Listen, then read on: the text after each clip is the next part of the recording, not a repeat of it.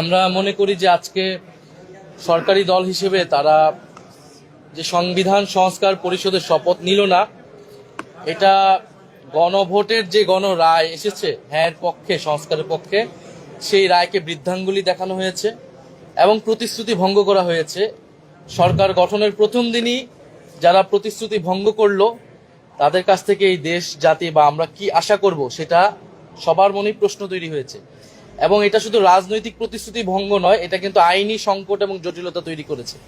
কারণ গণভোট যেই আদেশের ভিত্তিতে হয়েছে, যে জুলাই জাতীয় সনদ ব্র্যাকেটে সংবিধান সংস্কার বাস্তবায়ন যে আদেশ, সেই আদেশে সুস্পষ্টভাবে লেখা আছে যে জনগণের যে সার্বভৌম অভিপ্রায় জুলাই গণঅভ্যুত্থানে হয়েছিল, যার ভিত্তিতে সংস্কারের আকাঙ্ক্ষা, সে অনুযায়ী গণভোট হচ্ছে এবং গণভোটের যদি হ্যাঁর পক্ষে রায় আসে তাহলে শপথ হবে একই অনুষ্ঠানে। সুস্পষ্টভাবে আদেশে লেখা আছে একই অনুষ্ঠানে নির্বাচিত যারা সংসদ সদস্য হবে তারা সংস্কার যে সভা, সংস্কার পরিষদের সদস্য হিসেবে শপথ নেবেন এবং একই ব্যক্তির কাছেই তারা শপথ নেবেন এবং পরবর্তীতে কার্যক্রম আগাবে। ফলে আজকে যে তারা শপথ নিল না, এটা কিন্তু হ্যাঁ তারা এটাতে সাইনও করেছে জুলাই সনদ, যার ভিত্তিতে হচ্ছে পরবর্তীতে আদেশ হয়েছে এবং এই আদেশটাকে কিন্তু তারা মেনে নিয়েছে, গণভোটকে তারা মেনে নিয়েছে, গণভোটে তারা অংশীদার ছিল।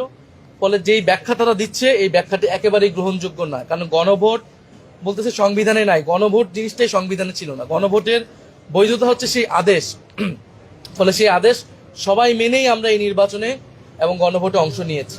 ফলে এখানে একটা আইনি এবং সাংবিধানিক সংকটও তৈরি হলো। আমরা জানি না এটা কিভাবে, এর মধ্যে শপথ পাঠ করে এই সংকটের